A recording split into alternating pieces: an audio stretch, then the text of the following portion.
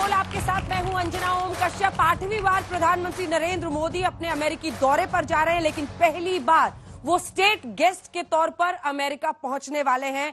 State dinner उन्हें जो और जिल बाइडेन देने वाले हैं। खास बात यह है कि 4 साल के अपने कार्यकाल में अमेरिकी राष्ट्रपति कुछ मेहमानों को ही इस तरह का ट्रीटमेंट देते हैं, जिसमें प्रधानमंत्री नरेंद्र मोदी वहां पर स्टेट गेस्ट के तौर पर जा रहे हैं और पर्सनल डिनर प्रेसिडेंट और उनकी पत्नी होस्ट करने वाली हैं।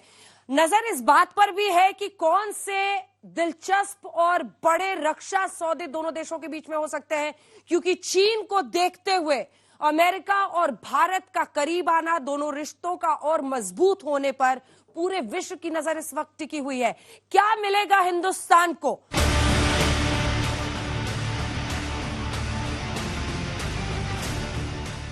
यही समय है, सही समय। This is India's moment. कुछ घंटों में ही प्रधानमंत्री नरेंद्र मोदी दुनिया के सबसे ताकतवर देश में होंगे। पीएम मोदी के स्वागत के लिए अमेरिका में जोरदार तैयारी है। वहां बसे हिंदुस्तानी उत्साहित हैं।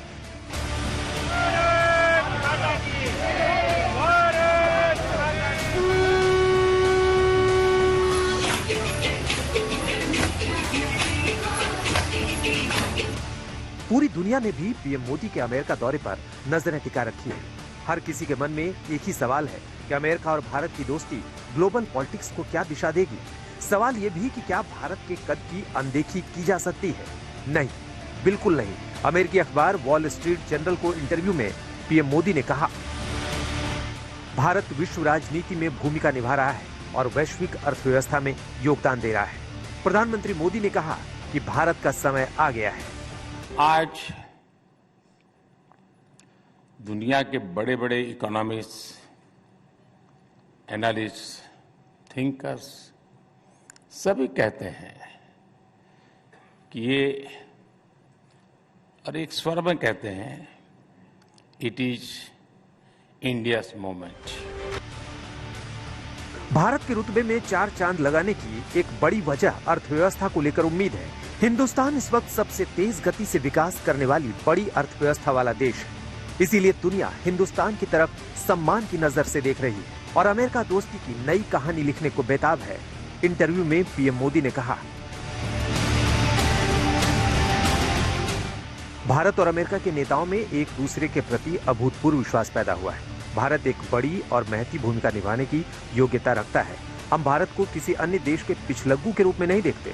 हम भारत को दुनिया में उसकी सही जगह पाते देख रहे हैं। आदरणीय प्रधानमंत्री मोदी जी ने भारत की छवि जिस तरह से अंतर्राष्ट्रीय स्तर पर पहुंचाने का काम किया है, छवि को निखारने का काम किया है, और जब जब विदेश के दौरे पर जाते हैं तो आदरणीय प्रधानमंत्री मोदी जी हमारे भारत का नाम आगे बढ़ाने का काम करते हैं। आपका स्वागत जो अमेरिका में होगा, इन्हीं पूर्व प्रधानमंत्रियों के कर्मों से होगा, इनके अच्छे रिश्ते से होगा, इनकी अच्छी नीतियों से होगा। इनमें किसी प्रधानमंत्री ने जाके वहां ये नारा नहीं लगाया था, अगली सरकार ट्रम्प सरकार। अब की मत करिए। अमेरिकी अखबार को दिए इंटरव्यू में पीएम मोदी ने बिना नाम लिए चीन को भी कड़ा संदेश दिया। उन्होंने कहा, भारत संप्रभुता और क्षेत्रीय अखंडता के सम्मान में विश्वास रखता है। भारत किसी भी मतभेद और विवाद के कानूनी और शांतिपूर्ण हल का पक्षधर है, लेकिन अपनी संप्रभुता और मान सम्मान की रक्षा के लिए पूरी तरह तैयार और समर्पित भी है। अमेरिकी दौरे में रूस और यूक्रेन के बीच युद्ध का मुद्दा भी अहम रह सकता है, जिस पर भी प्रधानमंत्री मोदी ने दो टूक कहा कि भारत शांति के साथ है। अमेरिका रवाना होने से पहले भी उन्होंने रूस को साफ साफ संदेश दिया कि युद्ध किसी समस्या का हल नहीं। प्रधानमंत्री मोदी की अमेरिकी यात्रा इस बार बहुत खास है, जिसमें भारत लड़ाकू जेट विमानों के इंजन भारत में निर्मित करने का सौदा भी कर सकता है। भारत अमेरिका से ऊंचाई पर उड़ने वाले प्रीडेटर ड्रोन भी खरीद सकता है।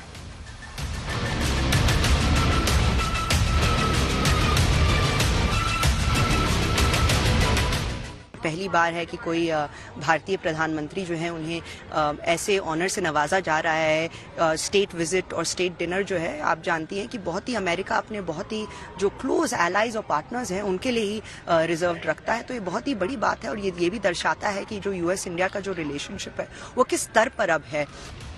पीएम मोदी के अमेरिका दौरे से थोड़ा नहीं, बहुत ज्यादा हासिल होने की उम्मीद है।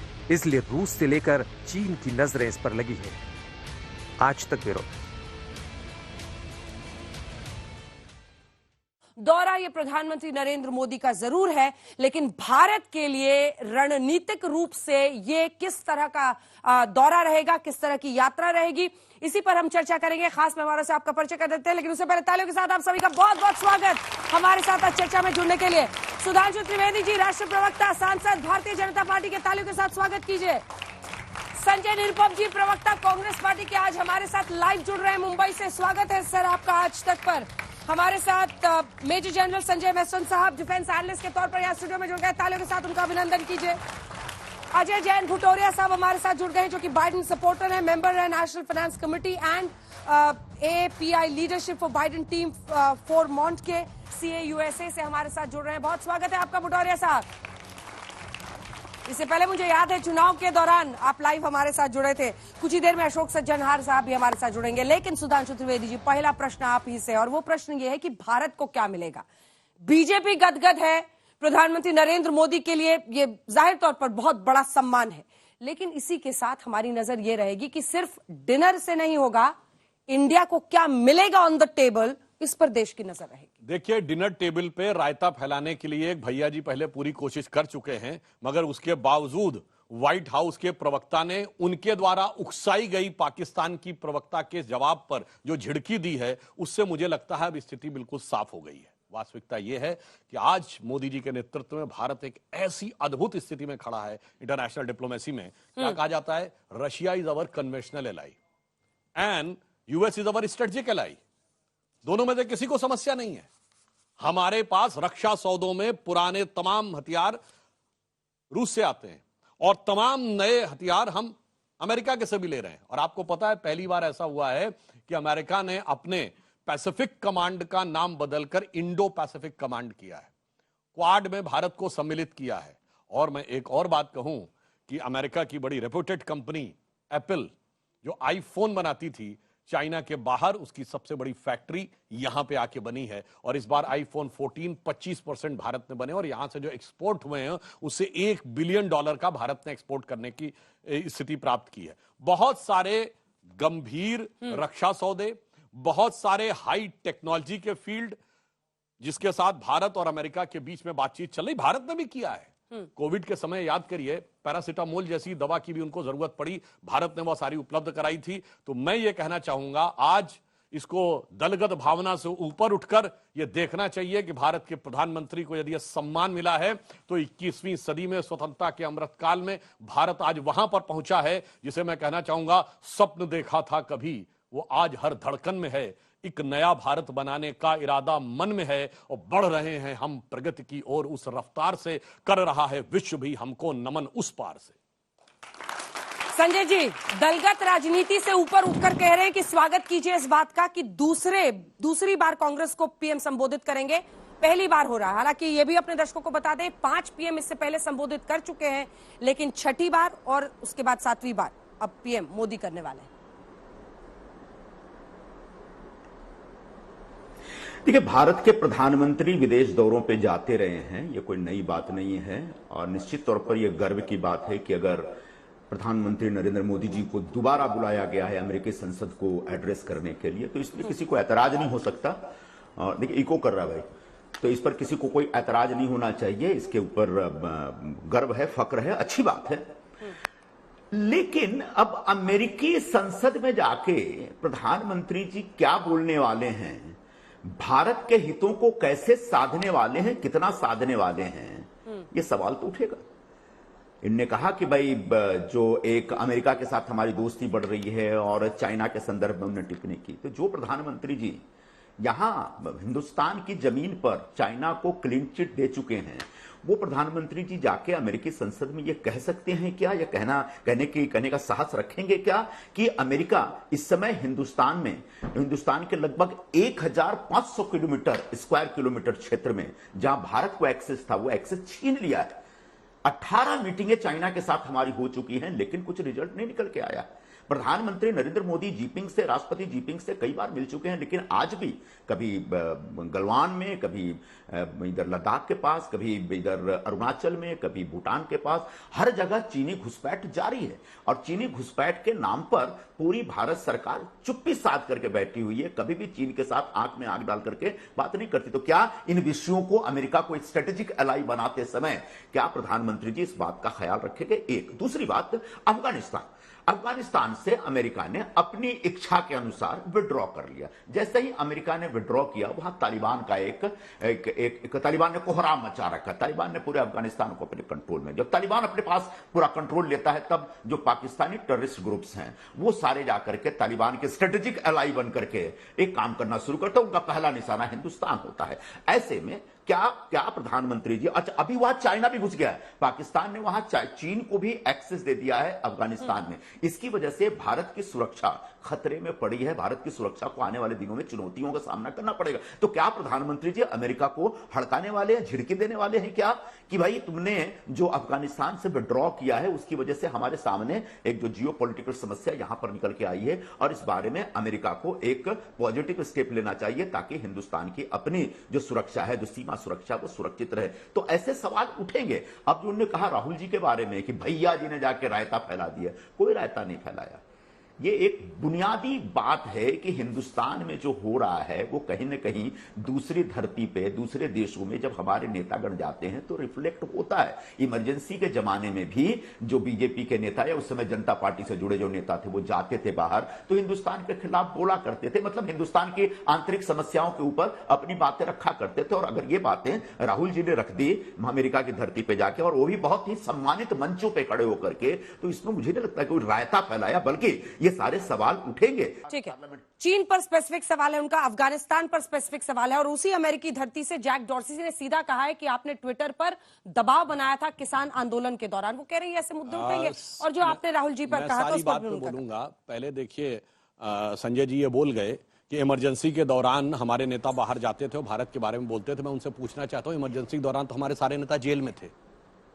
कौन नेता विदेश यात्रा गया? कृपया आप उदाहरण बताएं। इसलिए कांग्रेस के लोगों से मैं कहना चाहता हूं तो ये राहुल गांधी के प्रभाव के कारण किस प्रकार की जो बातें करने का प्रयास जवाब दीजिए ना वह, और बल्कि मैं इसका उल्टा बताना चाहता हूं। इंदिरा जी गई थी और इंदिरा जी उस समय अरेस्ट भी हो चुकी थी। लंदन में उनसे सवाल पूछा गया था, उन्होंने सवाल का जवाब देने से मना कर दिया था। कम से कम इतना समझदारी दिखाई थी कि भारत के लोकतंत्र के बारे में लंदन में जाके नहीं बोलना। मगर अब क्या करें, राहुल लाल ऐसे हुए कि लंदन से लेके और लॉस एंजल्स तक बोलते ही चले जा रहे हैं। अब उसके लिए कोई क्या कर ले। अब मैं एक और बात कहना चाहता हूं, चाइना के बारे में बहुत कहा गया। हमने जानते हैं चाइना के साथ क्या किया है।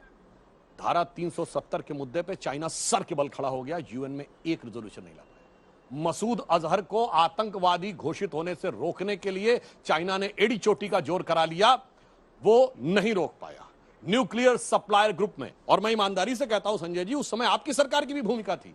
मनमोहन सिंह जी ने उसका पूरा एक आधार बनाया था। न्यूक्लियर सप्लायर ग्रुप में हमको वेवर मिला, चाइना नहीं रोक पाया। मिसाइल टेक्नोलॉजी कंट्रोल रिजीम में हम सदस्य बने, चाइना नहीं रोक पाया। शंघाई कॉरपोरेशन के रेजोल्यूशन में आतंकवाद का विषय सम्मिलित करवाया मोदी जी ने, चाइना नहीं रोक पाया। और आज मैं पूछना चाहता हूं कि चाइना के साथ अंतर्राष्ट्रीय कूटनीति में कितने देश खड़े हैं? सिर्फ 2, नॉर्थ कोरिया और पाकिस्तान। तीसरे देश का नाम बताइए। तीसरे हमारे यहां वाले हैं जो शायद उनके साथ करार करके, करार के प्यार और उसके इकरार में शायद कुछ ना कुछ बोलते रहते हो, तो वो मैं नहीं कह सकता कि वो क्या कहने का प्रयास कर रहे हैं। और जैक डॉर्सी, तो मैं कहना चाहूंगा जॉर्ज सोरोस ऐसे ही नहीं बोले थे कि मैंने तो, उन्होंने तो पैसा तक बता दिया था कि इतना हमने रखा हुआ है मोदी जी की सरकार को उखाड़ने के लिए। इसीलिए मैं पूछना चाहता हूं कि ऑफिशियली बाइडेन बुला रहे हैं डिनर के ऊपर, राहुल गांधी जी को नहीं समझ में आ रहा है। राहुल गांधी जी का ददीहाल यानी दादी का घर तो यह है, यहां की सरकार बोलती है नहीं समझ में आ रहा है। अरे जहां आपका ननिहाल है इटली, उसकी प्रधानमंत्री जॉर्जिया लियोनी ने मोदी जी के बारे में क्या बोला है यह भी नहीं समझ में आ रहा है। तो जहां पे खड़े हैं ना उसका हाल समझ में आया, न ददीहाल की बात समझ में आ रही है, न ननिहाल की बात समझ में आ रही है, क्योंकि दिमाग उनका पूरी तरीके से बेहाल नजर आ रहा है। ठीक है, एक बार मैं एक्सपर्ट से राय ले लूं, उसके बाद से मैं संजय जी आपके पास आऊंगी, आप इसका जवाब दे दीजिएगा। एक बार अजय भुटौरिया साहब से जल्दी से, उसके बाद मैं आप ही के पास आऊंगी संजय जी।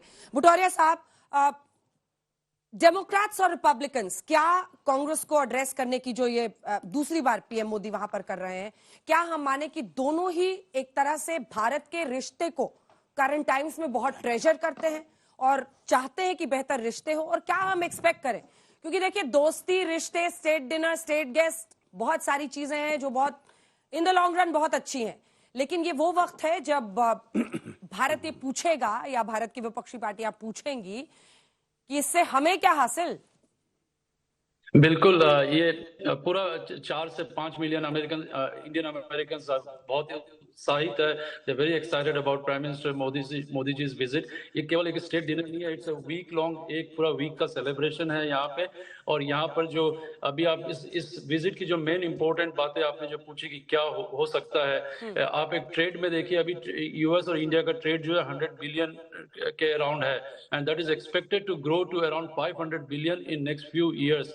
तो जो ये दोनों देशों की इकोनॉमी को बहुत सुधारेगा। इंडिया में that will create thousands and thousands of jobs, opportunity, manufacturing in semiconductor, manufacturing in health care. जैसे अभी आपने कहा कि India is a pharmacy of the world, जो India will be become a key partner in pharmacy and medical healthcare supplies to US, and an opportunity in semiconductor growth. Defense के मामले में there will be a lot of opportunities for signing up new opportunities to counterbalance China, and to अभी recently जो latest drones हैं which are used in defense, उसकी ऊपर announcement होगा, जो around 30 drones जो atomic एनर्जी कंपनी जो है उसके थ्रू यूएस का होने का संभावना है।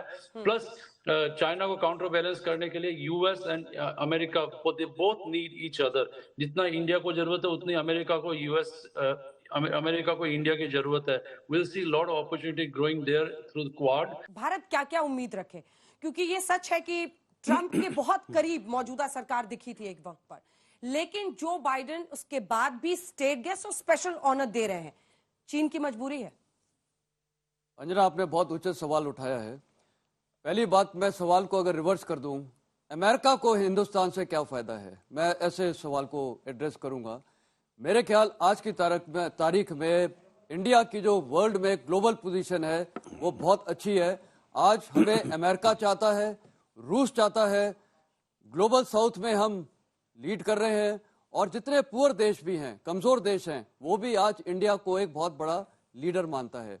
तो हमारी ये सारा जो एक हमारा विश्व पार बन चुका है, सारा वर्ल्ड रिकॉग्नाइज करता है। और इसीलिए आपने देखा प्रेसिडेंट ज़ेलेंस्की ने भी अभी प्राइम मिनिस्टर ऑफ इंडिया को रिक्वेस्ट किया है कि पीस टॉक्स के लिए, और अभी हाल में भी वो 10 पॉइंट जो उनका पीस प्रोग्राम है उसके लिए उन्होंने फिर पेशकश इंडिया को किया है।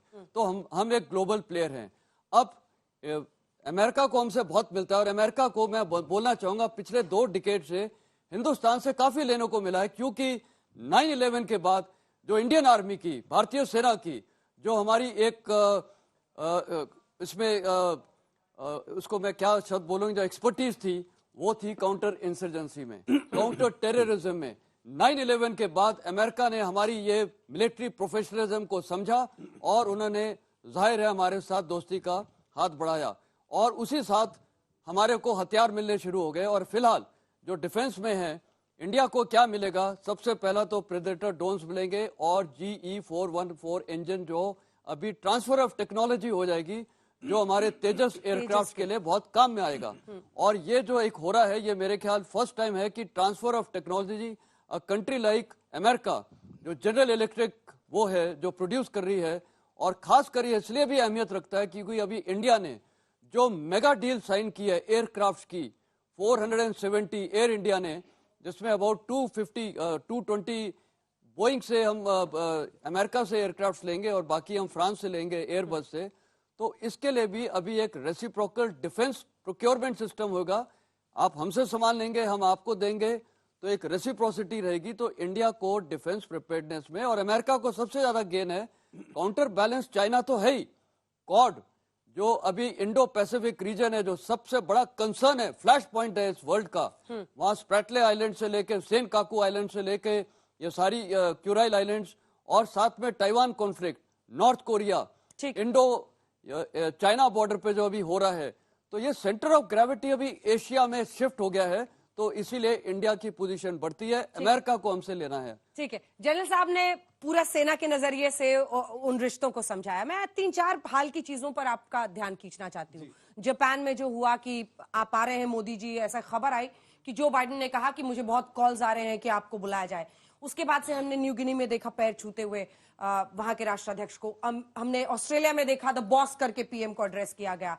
हमने सुना है कि कैसे एरिक गारसाटी जो कि एम्बेसडर हैं यूएस के, वो कह रहे हैं कि Ajit Doval NSA international treasure है, यानी अंतर्राष्ट्रीय खजाना है। हमने उससे पहले देखा कि कैसे जॉन कर्बी ने एक पत्रकार के जवाब में कहा कि भारत में जीवंत लोकतंत्र है।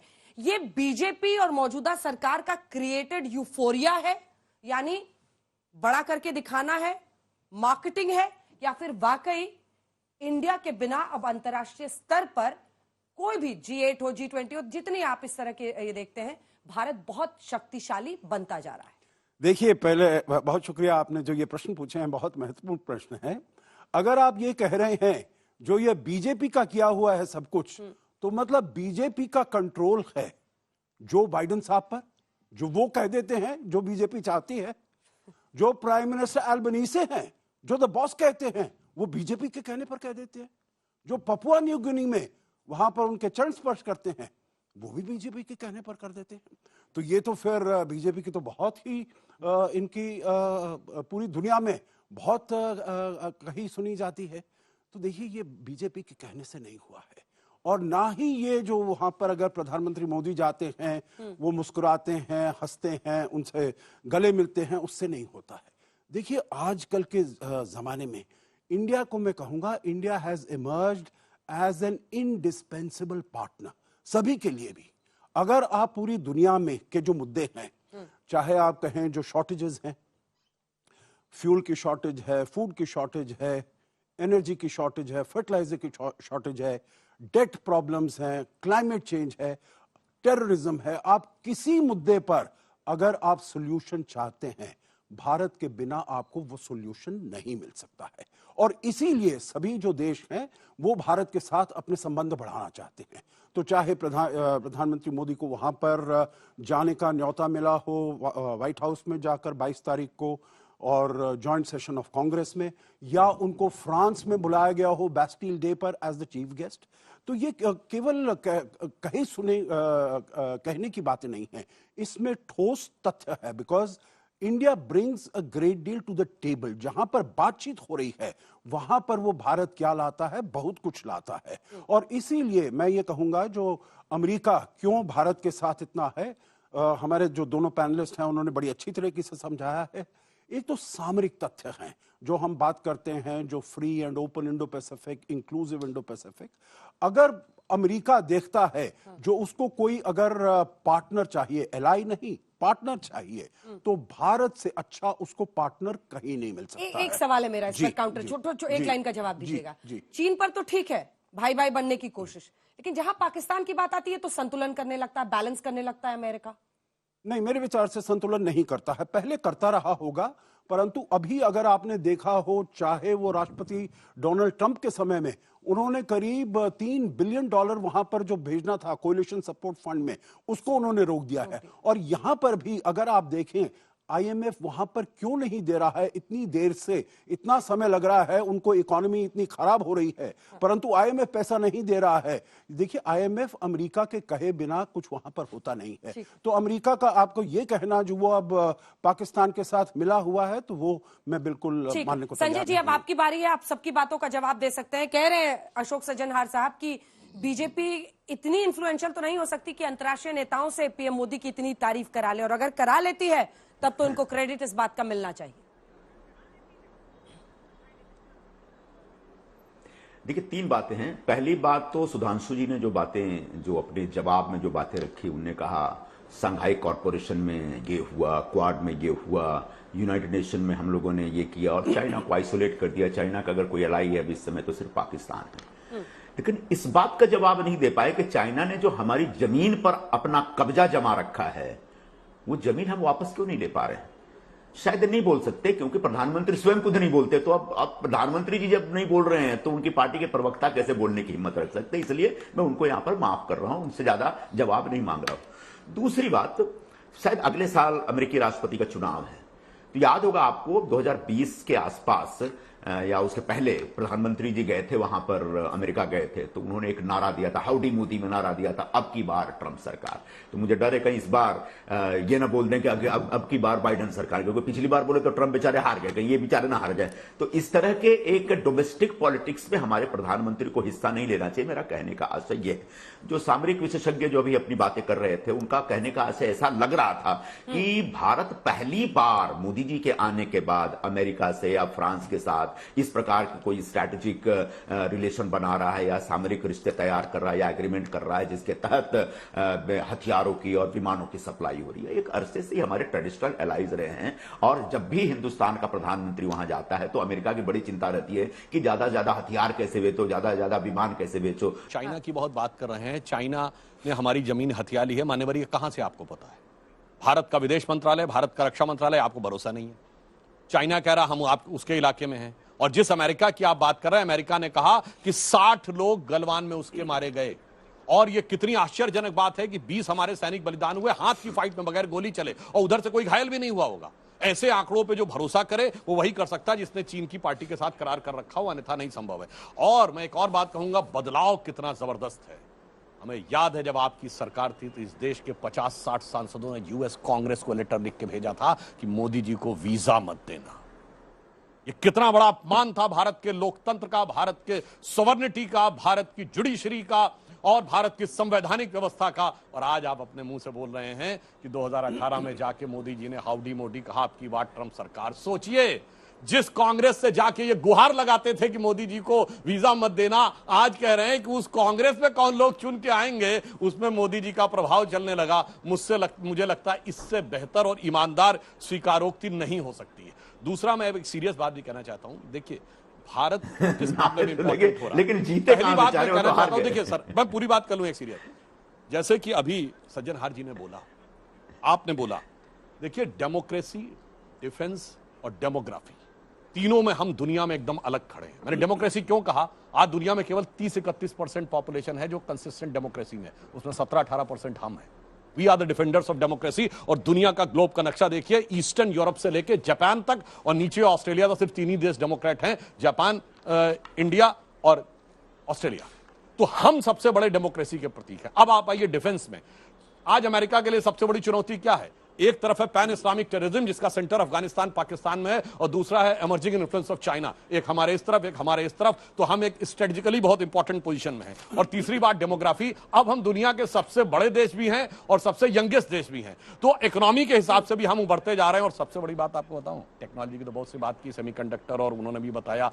और अभी यूएस एम्बेसडर ने क्या बोला था, we are talking about 4G, 5G, 6G, पर उससे भी सबसे बड़ा क्या है, गुरुजी।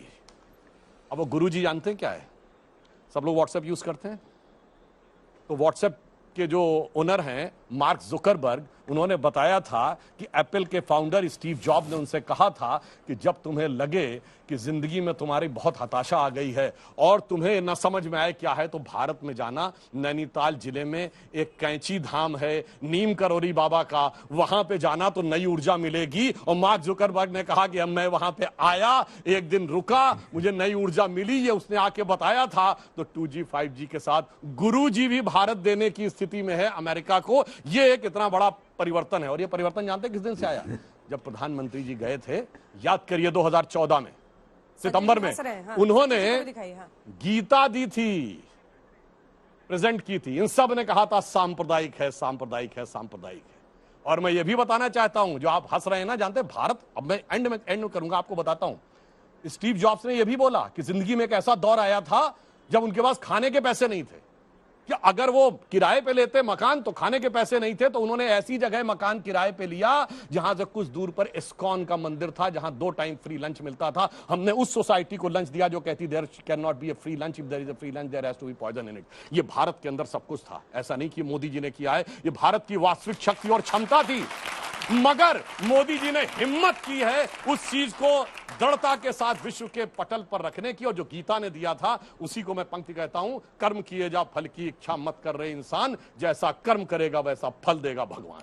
ठीक है, अशोक जी आप एक कमेंट करना चाह रहे थे, उसके बाद बच्चों के प्रश्न लेंगे। हाँ। जी वेरी क्विकली 2 कमेंट्स जो उन्होंने अभी जो इन्होंने कमेंट किया, जो क्या चीन ने भारत की धरती को ऊपर कब्जा किया है, देखिए वो 1962 का किया हुआ है। पूरा जो अक्साई चीन का एरिया है 38,000 स्क्वायर किलोमीटर्स वो वाला किया हुआ है। तो इसीलिए अगर आप बात करना चाहते हैं तो आप उसके ऊपर बात करिएगा। दूसरी बात है, जब आप कहते हैं क्या ये सब कुछ मोदी जी के समय हुआ है, नहीं, पहले भी हुआ है। जो भी आपका India US civilian nuclear deal हुआ है वो सब पहले हुआ, परंतु मैं कहूंगा जो ऊर्जा मिली है, जो एनर्जी मिली है, जो करेज से हमने आगे बढ़े हैं, जैसे प्रधानमंत्री मोदी जब गए थे पहली बार वहां पर US joint session of Congress में, उन्होंने कहा था we have overcome the hesitations of history. पहले हिस्ट्री की हेसिटेशंस थी, अब उसको हमने ओवरकम कर दिया। और आखिरी बात मैं ये कहूंगा, जो अब उनको जो न्योता मिला है to address the joint session of the US Congress again, this the second time, किसी भारतीय नेता को पहले नहीं मिला। लेकिन मनमोहन सिंह जी को स्टेट गेस्ट बनाकर पहले निमंत्रण दिया गया है। नहीं, वो तो है, वो तो हम दूसरी बार संबोधन के लिए सिर्फ प्रधानमंत्री नरेंद्र मोदी पहले देश के प्रधानमंत्री बन रहे हैं। जल्दी से आपका संजय जी इस पर रिस्पॉन्स, उसके बाद मैं इनके प्रश्न लूंगी। खैरियत ये नहीं बताया गया कि मोदी जी के राज में नीम करोली बाबा पैदा हुए थे। खैरियत ये नहीं बताया गया। नीम करोली बाबा के बहुत बड़े भक्त थे स्टीव जॉब्स, और जब वो जिंदा थे तब आए थे। और उसके बाद जब ये जकरबर्ग जब संकट में थे तो उनको भी स्टीव जॉब्स ने ही आइडिया दिया था कि तुम वहां जाओ और कैंची धाम में जाके बाबा के दरबार में बैठो। तब तक नीम करोली बाबा नहीं रहे थे। तो ये सारी बातें हैं, लेकिन इसका भी क्रेडिट बीजेपी खुद अपने ऊपर लिए जा रही है। इसका भी मैंने क्रेडिट ये है कि भाई मोदी सरकार के राज में ये सब कुछ हुआ। कृपया करके इतना प्यार मत किया करिए। मैं शुभकामना देता हूं प्रधानमंत्री मोदी, अगर नहीं, जो अशोक जी कह रहे हैं कि हेजिटेशंस ऑफ हिस्ट्री को ओवरकम किया है, एक नई ऊर्जा की बात कर रहे हैं, उसमें आपको दम दिखता है क्या? ऐसा है, जब डॉक्टर मनमोहन सिंह भी गए थे यूएस में और जब उनको स्टेट गेस्ट बनाया और अमेरिकी संसद को जब संबोधित कर रहे तब भी एक नई ऊर्जा थी। जब हमारे जमाने में जब यहाँ पर अमेरिकी राष्ट्रपति वगैरह आते तब भी एक ऊर्जा होती। तो जब दो देशों के जो राष्ट्राध्यक्ष जब मिलते हैं, उनकी मीटिंगें होती हैं, चर्चा होती हैं, तो दोनों देशों में एक अलग उत्साह होता है। वो उत्साह रहेगा, लेकिन उस उत्साह का लाभ हिंदुस्तान के हक में होना चाहिए, हिंदुस्तान के सर्वसामान्य नागरिकों को मिलना चाहिए। सिर्फ डिफेंस प्रिपेयर्डनेस की बात नहीं है। अच्छा, फॉक्सकॉन की बात बार कर रहे हैं। फॉक्सकॉन का मुझे समझ में नहीं आता। पहले वो महाराष्ट्र में आने वाला था, फिर अचानक जब गुजरात में चुनाव है तो पता चला गुजरात चला गया जी। अभी मैं कर्नाटक में चुनाव रहा तो पता चला कि फॉक्सकॉन कर्नाटक जा रहा है जी। सचमुच कितना आईफोन बना रहा है और उस आईफोन से हमको कितना मिलना मुझे नहीं मालूम। लेकिन चाइना के साथ जो हमारा ट्रेड डिफिसिट है, जरा उसके बारे में तो कुछ बोलिए। $100 बिलियन का, एक मिनट, $100 बिलियन का ट्रेड डिफिसिट चाइना के साथ है हमारा। उस चाइना के साथ जो हिंदुस्तान में घुसपैठ करके बैठा हुआ है। ये पूछ रहे थे कौन सी जमीन, अक्साई चीन की बात कर रहे हैं। आपको याद होना चाहिए कि लद्दाख में जो पेंगोंग तोसे जो करके जो लेक है, वहां पर 18 पॉइंट्स ऐसे हैं जहां पर हिंदुस्तान के जो सैनिक हमेशा निगरानी किया करते थे, अब वहां नहीं जा पाते हैं। उसको चीनी सैनिकों ने अपने कब्जे में कर लिया है। ये बहुत इंपॉर्टेंट मुद्दा है जो आज इन्होंने उठाया है, देश की सिक्योरिटी। पहली बात, मैं अथॉरिटी के साथ बोल रहा हूं, मैंने खुद अपनी ब्रिगेड नथुला में कमांड की है, जहां पर ये डोकलम प्लेटो की बात करते हैं। और दूसरा, मिलिट्री ऑपरेशंस डायरेक्टरेट में मैं DDGMO A था। मेरा सोल रिस्पॉन्सिबिलिटी था पूरे चाइना बॉर्डर को देखना। भारतीय सेना बिल्कुल सक्षम है, कोई इंट्रूजन कहीं पर नहीं है। मैं साफ कर देना चाहता हूं। अब आपने पेंगोंग त्सू के बारे में बोली है, कोई इंट्रूजन नहीं है। बल्कि मैं ये बोलना चाहूंगा, 2005 में जब मैं उसी डिवीजन 3 में कर्नल GS था, हमारे पेट्रोल्स फिंगर 8 तक जाते थे, लेकिन हमारा सिर्फ बेस था फिंगर 1। आज की तारीख में हमारा बेस, ऑपरेटिंग बेस है फिंगर 4 पे। और चाइना उसको अपने लिए इंट्रूजन बोलता है, वो बोलता है इंडिया ने इंट्रूड किया है। तो वहां डिफरेंट परसेप्शन क्लेम लाइंस हैं। उसका इंट्रूजन कई जगह हम भी घुसे हैं, कई जगह वो भी हैं, लेकिन हमारी टेरिटरी कहीं पर नहीं गई है। और अगर हिस्टोरिकली जाए तो अक्साई चीन हमेशा हिंदुस्तान का पार्ट था और वो आज हमारे पास नहीं है, काफी इलाका। तो देखा जाए तो ये इंट्रूजन तो काफी साल पहले हो चुका है। अब वो हिस्ट्री में अगर जाएं, 62 से पहले 59 में शुरू हो गया था, उन्होंने एक्साइटेशन की जो रोड बना रहे थे तो वो रेयर व्यू नहीं है। मिरर में फिर देखना पड़ जाएगा। हाँ जी, ठीक वो है। बिल्कुल नहीं है। मेरा सुधांशु तीन जी- चार सवाल एक सुधांशु जी, साथ मेरा में। सवाल आपसे बहुत छोटा सा सवाल है मेरा। जिस बीबीसी डॉक्यूमेंट्री को लेकर के आज से कुछ महीने पहले पूरे देश भर में एक विवाद खड़ा हुआ था। अभी मैं कल परसों खबर देख रहा था कि जब हमारे प्रधानमंत्री जी अमेरिका जा रहे दौरे पर अपने, तो वहाँ बीबीसी डॉक्यूमेंट्री दिखाई जाएगी, तो इस पर आपका क्या जवाब है? एक साथ जवाब दीजिएगा। हाँ। सर मेरा सवाल भी आप ही से है, बीजेपी के जो प्रवक्ता हैं। सर इसी साल विज्ञान भवन के परिसर में एक सेमिनार का आयोजन होता है, उसमें देश के प्रधानमंत्री ब्यूरोक्रेट्स को संबोधित करके ये कहते हैं कि इस देश में जो टैक्स पेयर का जितना पैसा रेवेन्यू के तौर पर आ रहा है उस पर नजर रखनी चाहिए। और उस पर ये कहते हैं, कोट अनकोट मैं कर रहा हूं, कि इस देश का टैक्स पेयर का पैसा इस देश के राजनीतिक दल के प्रचार प्रसार पे खर्च नहीं होना चाहिए। आजादी के बाद ये देश के ऐसे पहले प्रधानमंत्री हैं जिन पे आज के दौर में सबसे ज्यादा खर्च किया जा रहा है, सबसे ज्यादा चकाचौंध है, सबसे ज्यादा विदेशी दौरा कर रहे हैं। आप ही का सरकारी डेटा ये कह रहा है कि देश के प्रधानमंत्री का जो अभी 21 तोपों की सलामी का एक विज्ञापन चल रहा, उन पे हर मिनट 4,231 रुपए खर्च हो रहा। ये कैसी राजनीति है कि सर एक तरफ आप ये कहते हैं कि देश के प्रधानमंत्री ये कहते हैं कि ब्यूरोक्रेट्स का पैसा राजनीतिक दल के लिए यूज नहीं होना चाहिए, और एक तरफ आप अपने प्रचार के लिए कर रहे हैं। सर एक चीज और इसमें ऐड करना चाहूंगा, याद रखिए आज आपके पास सत्ता है, सत्ता के दुरुपयोग मत कीजिए, लेकिन याद रखिए कि जब शतरंज का खेल समाप्त होता है तो वो बादशाह हो या प्यादे हो एक ही डब्बे में बंद कर दिए जाते हैं। जवाब दे दें? दे दीजिए क्योंकि लंबा प्रश्न हाँ था। बता रहे हैं। देखिए पहली बात मैं बीबीसी डॉक्यूमेंट्री पे कहना चाहता हूं, बीबीसी डॉक्यूमेंट्री वहां कोई प्राइवेट लोग दिखा रहे हैं, तो वहां तो बहुत से ऐसे लोग हैं। सरकार ने जो आधिकारिक रूप से बोला है वो व्हाइट हाउस के प्रवक्ता ने बोला, इसके बाद जो लोग बोलने वाले थे उनके मुंह बंद हो जाने चाहिए। दूसरा उन्होंने बोला, अब उनकी आयु बहुत कम है, उन्हें नहीं याद होगा राजीव गांधी जी के जमाने में पूरा सुबह से शाम मेरा भारत महान, सरजमीने हिंद पर अक़वाम, अरे दूरदर्शन पे कंटिन्यूअस आता था। वो खैर छोड़िए, मैं कहना चाहता हूं कि अगर प्रधानमंत्री का विदेशी दौरा है तो यह भाजपा का प्रचार नहीं है, मगर शायद आपको पता नहीं है राजीव गांधी फाउंडेशन को सरकार के विभागों से 100 करोड़ से अधिक मिला है, सीधे 100 करोड़ से अधिक। राजीव गांधी फाउंडेशन को क्यों दे रही थी कोई भी मिनिस्ट्री? ये पैसा ये पूछना चाहता हूं। और इतना ही नहीं, कुछ करोड़ रुपया चाइना की सरकार से भी मिला है, चाइनीज एम्बेसी से भी मिला है। शायद वही वायरस घुस गया है दिमाग में, इसलिए चाहे स्ट्रेटेजिक एक्सपर्ट्स कहें, चाहे देश का विदेश मंत्रालय कहे, चाहे देश का रक्षा मंत्रालय कहे, उन्हें समझ में नहीं आता है, इसलिए उनके सामने यह परिस्थिति उत्पन्न होती है। सर मेरा सवाल आप ही से, इतना हाइप क्यों क्रिएट किया जाता है जब प्रधानमंत्री यूएस जाते हैं? हॉडी मोदी हुआ, उसके बाद फिर गलवान में हमने देख लिया कि उस समय भी बोला जा रहा था चीन ये होगा वो होगा, बट हुआ क्या, हमारे 18 से 20 सेना शहीद हो गए। लेकिन सर मेरा ये जानना है कि हम पर हमेशा अटैक होता है, हम कब घुस कर मारेंगे? पहला प्रश्न था कि पीएम की आप विदेश यात्रा को लेकर इतना ज्यादा विज्ञापन कर रहे हैं, लोगों को बता रहे हैं, लेकिन जो मणिपुर में क्राइसिस हो रहा है उस पर पीएम का कोई भी टिप्पणी नहीं दी गई है। एंड दूसरा क्वेश्चन था, कोई भी हम उपलब्धि करें, हम उससे बताना इतना जरूरी थोड़ी, हम इतने ज्यादा उसको इतना ज्यादा बढ़ा चढ़ा के बताते हैं कि लोगों को मेंटालिटी बन गई कि मोदी है तो बीजेपी है, बीजेपी है तो मोदी है। देखिए पहली बात हम ये कहना चाहते हैं, हमने कोई प्रचार नहीं किया है, कोई आप दिखाइए। क्या भारतीय जनता पार्टी ने कोई विज्ञापन निकाला है पीएम की विदेश यात्रा पे, या सरकार ने विज्ञापन निकाला है?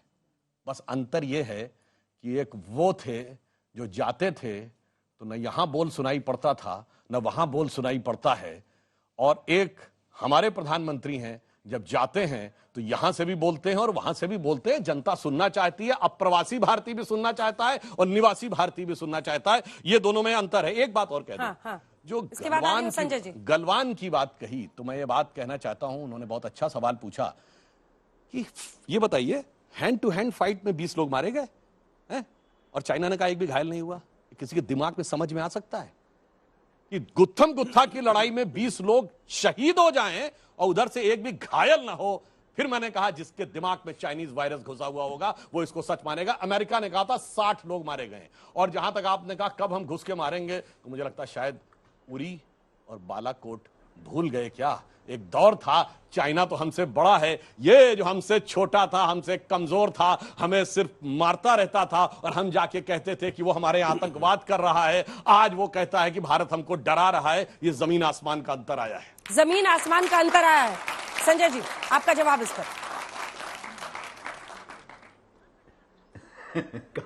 कहां कोई जमीन आसमान का अंतर है? चाइना को जो अच्छा लगता है वो करता है। चाइना लगातार चाइना उस एक आपके ऑडियंस में से एक बच्चे ने बड़ा अच्छा सवाल किया। आपको इस बात का दुख होना चाहिए, दर्द होना चाहिए कि हमारे 20 जवान गलवान में मारे गए। आपको इस बात की खुशी हो रही है कि चाइनीज जो सैनिक थे उनको भी हमने मारा। कितने मारा, क्या मारा, इस बात की खुशी अगर है तो ठीक है, आपको मुबारक है, लेकिन इस बात का तो होना चाहिए। और इसका बदला, इसका हिसाब किताब भारत ने कभी पूरा किया क्या, इसका जवाब नहीं है। ठीक है भुटारिया साहब, मैं आपसे शुरू करना चाहती हूँ। भारत को क्या हासिल, इसी पर नजर रहेगी। अगर 2 लाइन में आप समराइज करें कि इस वक्त जो भारतीय समुदाय वहां पर है, हमने इससे पहले भी देखा है जिस तरह से वो उत्साहित होते हैं, क्या है वो इस वक्त वहां पर लोगों के मन में? बहुत ज्यादा उत्साह है यहाँ पे, और 4 से 5 हजार लोग, भारतीय लोग साउथ लोन में होंगे उस दिन अराइवल सेरेमनी में। उसके अलावा यहाँ पे 20 सिटीज में देयर वेलकम प्रोग्राम होने वाले हैं प्राइम मिनिस्टर मोदी जी के लिए, जो गोल्डन गेट ब्रिज से लेके न्यूयॉर्क तक सब जगह, सब शिकागो, सारे सिटीज में होंगे। इसके अलावा जो आपने कहा कि भारत को क्या हासिल होने वाला है, मैं ये कह दूं, जब ट्रेड 100 बिलियन से 500 बिलियन जाएगा तो उससे भारत की इकोनॉमिक ग्रोथ बहुत बढ़िया होगी और जॉब अपॉर्चुनिटीज।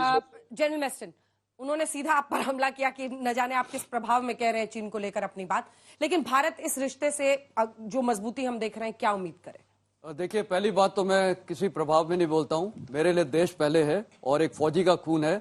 दूसरी बात, फौजी का खून चाहे गवर्नमेंट ये वाली हो या दूसरी हो, मैंने खुद 40 साल में इतनी गवर्नमेंट के अंदर नौकरी किया हुआ है, देवी गौड़ा और ये सारे जो प्राइम मिनिस्टर रह चुके हैं, तो फौज को पता है कि बॉर्डर पे क्या करना है। हमें किसी की परमिशन नहीं चाहिए, हमने खुद जो एक्शन लेने पर हम लोग पब्लिसाइज नहीं कर सकते, उसके कारण है। तो फौज में पूरे देश को भरोसा होना चाहिए, और कई बार गलत अफवाहें उठाई जाती हैं, उस पर हमको नहीं पड़ना चाहिए, क्योंकि हम अथॉरिटी हैं। हमको आप सिर्फ 2 लाइन में सर जी, 2 लाइन में देखिए, एक तो सब्सटेंस और दूसरा ऑप्टिक्स, दोनों में ये विजिट बहुत महत्वपूर्ण होगी। भारत के लिए इसमें क्या है, अभी हमारा सबसे बड़ा ट्रेडिंग पार्टनर अमेरिका है, $192 बिलियन। इसको हम आगे ले जाएंगे। हमको भारत को महाशक्ति बनना है तो हमको कैपिटल चाहिए, हमको टेक्नोलॉजी चाहिए। ये दुनिया में और कहीं से नहीं मिल सकती है, ये अमेरिका से मिल सकती है, और अमेरिका से हमको ये मिलेगी। 2 लाइन में, बस 2 लाइन में बात बताता हूं। अमेरिका की खोज तब हुई थी जब कोलंबस भारत के रास्ते में था। वो खोजना तो भारत को चाहता था, बाई एक्सीडेंट अमेरिका पहुंच गया, इसीलिए वहां के मूल निवासियों को आज तक रेड इंडियन कहा जाता है। ये भारत की हैसियत थी, और हम पुनः उसको स्थिति में पहुंचाएंगे कि वो सारे जहाज जो किसी जमाने में भारत की तरफ चलते थे, वास्को डिगामा हो, मैगलिन हो या कोलंबस हो, तो हम ये कह सकते हैं कि मोदी जी के नेतृत्व में भारत वहां जा रहा है। अरुण, यह मधुमय देश हमारा, जहां पहुंच अनजान क्षितिज को मिलता एक किनारा। चलिए, इसी के साथ आप सभी का बहुत बहुत धन्यवाद हमारे साथ जुड़ने के लिए। देश दुनिया की बाकी खबरों के लिए आप देखते रहिए आज तक।